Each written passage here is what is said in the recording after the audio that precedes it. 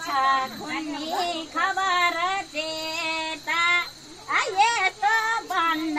दाइ पारेसी बाध्यता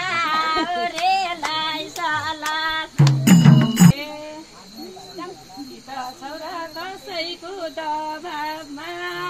मेरी घर पुग्दाइ म तिम्रै अभावमा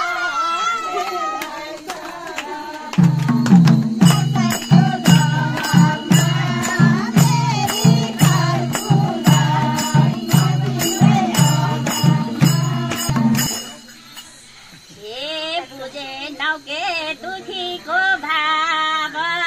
कहिले देखि दाइ सुर भयो आवाज